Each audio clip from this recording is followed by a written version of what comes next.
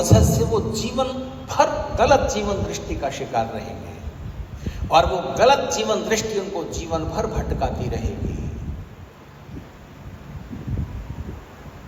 एक है इंफॉर्मेशन को नॉलेज समझ लेना, सूचना को ज्ञान समझ लिया नई पीढ़ी ने और अहंकार में आ जाती है। तो उनको लगता है कि पापा क्या पिछले जमाने की बात करते हैं। बहू कहती है कि ये मम्मी क्या करती रहती हैं, पिछले जमाने की बात करती हैं। नॉलेज तो हमारे पास ज़्यादा है, पापा को तो मोबाइल के फंक्शन भी अटक जाते हैं तो हमसे पूछने पड़ते हैं। ध्यान रखना चाहिए युवाओं को, इंफॉर्मेशन तुम्हारे पास ज़्यादा होंगी,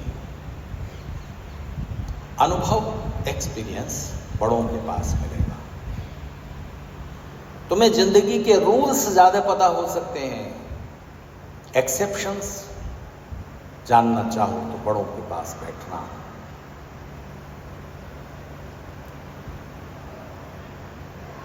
तो इंफॉर्मेशन को नॉलेज मत समझिए। इंफॉर्मेशन और नॉलेज में बड़ा गैप होता है।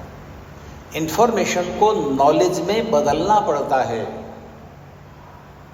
तो ये बात जरा मैं स्पष्ट कर दूं, यहाँ जो युवा बैठे हैं, अच्छा युवा किस उम्र के मानते हो आप? किस उम्र का व्यक्ति युवा है आपके विचार में? 20 से 40 लगभग। तो आचार्य वात्स्यायन एक भारतीय पुराने आचार्य हुए हैं, उनके अनुसार और आयुर्वेद के जानकारों के अनुसार 75 वर्ष तक यौवन रहना चाहिए।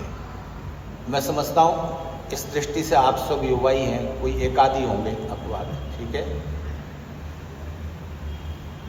युवा शब्द के अंदर जो अर्थ छिपा हुआ है वो तो बहुत ही गजब का है। कोई व्यक्ति कब तक युवा रह सकता है? कब तक युवा है कोई व्यक्ति? तो युवा शब्द की जो रूट है जिससे युवा बनता है उस पर ध्यान दीजिए। युवा शब्द की रूट है यु मिश्रणा मिश्रणयो। वो व्यक्ति युवा है जो जीवन में, देश में, समाज में, परिस्थिति में जहां कहीं गलत है उसके खिलाफ संघर्ष कर सकता है, उसको बदलने के लिए तैयार है। जो कुछ हटाया जाना चाहिए, जो कुछ सुधारना चाहिए, हम उसे हटाएंगे, गलत परंपराओं को तोड़ेंगे, उसका विरोध करेंगे। जो ये करने को तैयार है वो युवा है, किसी भी उम्र में हो। जो जीवन में और जगत में, परिस्थिति में, समाज में कुछ नया जोड़ने के लिए प्रयास करना चाहता है, कर रहा है, कुछ नया जोड़ना। ज्ञान के क्षेत्र में कुछ नया जोड़ो। 80 साल का व्यक्ति रिसर्च नहीं कर सकता क्या? ज्ञान के क्षेत्र में सक्रिय नहीं हो सकता क्या? मैंने जब मैं 30-32 वर्ष की आयु में था और मुंबई आर्य समाज, जो ऋषि दयानंद द्वारा सर्वप्रथम आर्य समाज है, उसमें मुझे तत्कालीन अधिकारियों ने परामर्शदाता के पद पर प्रतिष्ठित कर दिया। मैंने ये शर्त रखी कि मैं तब तक इस पद पर रहूंगा जब तक आप सब लोग सर्वसम्मति से मुझे चुनते रहोगे। एक भी व्यक्ति का विरोध होगा तो मैं ये पद छोड़ दूंगा। तो उसके बाद उस समय पंडित दयाशंकर जी होते थे।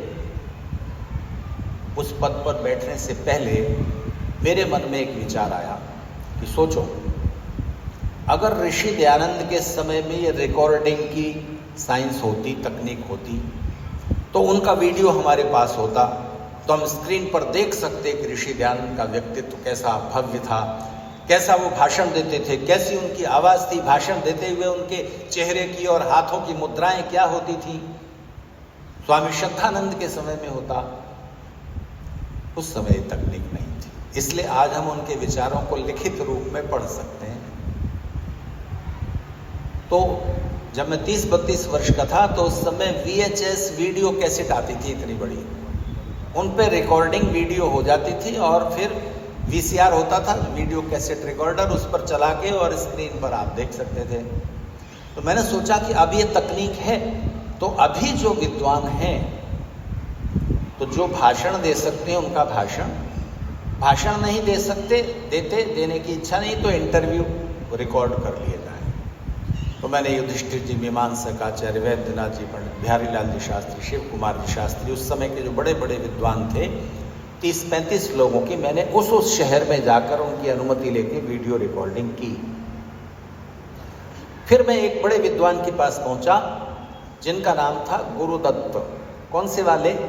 जिन्होंने ऋषि दयानंद के दर्शन किए थे वो नहीं, वो तो 32 साल की उम्र में चले गए थे बेचारे, टीबी की बीमारी से। दिन रात आर्य समाज के काम में लगे रहते थे, स्वास्थ्य का ध्यान नहीं रखा। उन दोनों टीबी का बैक्टीरिया बहुत लोगों को पकड़ता था और कोई इलाज नहीं था। तो एक दूसरे गुरुदत्त हैं जो आयुर्वेदाचार्य भी थे और एमएससी थे, जिनके लिखे हुए उपन्यास, नॉवेल हर एक नौजवान को पढ़ने चाहिए। जीवन की ठीक दृष्टि आपकी डेवलप हो जाएगी कहानी पढ़ते हुए। उनके लिखे नॉवेल पढ़िए। उनके शास्त्रीय ग्रंथ भी हैं, 6 दर्शनों का भाष्य है, सरल भाष्य हिंदी में, गीता पर भाष्य है।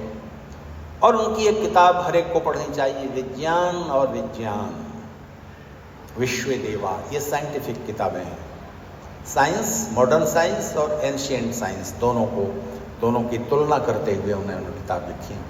तो जब मैंने सोचा, मैं उनके उपन्यास पढ़ चुका था, मुझे पता लगा कि वो पंजाबी बाग दिल्ली में रहते हैं और भाषण तो वो नहीं देते, लेखक हैं, उनका इंटरव्यू ले लिया जाए। तो जब मैं उनका इंटरव्यू लेने पहुंचा, 92 साल की उम्र थी। कितनी? 92 साल की उम्र में वो सीधे बैठ नहीं सकते थे। इधर एक तकिया लगा हुआ था, इधर एक तकिया लगा हुआ था, पीछे 2 बड़े बड़े तकिए ऐसे लगे हुए थे। उसके सहारे उनको बिठा रखा था उनके घर के लोगों ने। सामने छोटी सी टेबल थी, पालथी मार के ऐसे बैठे हुए थे। एक छोटा सा डेस्क देते ना, ऐसा उनके सामने रखा था। आंखें कमजोर थी। मैग्नीफाइंग ग्लास लेकर के उसके नीचे कलम रखकर अथर्ववेद का भाष्य कर रहे थे।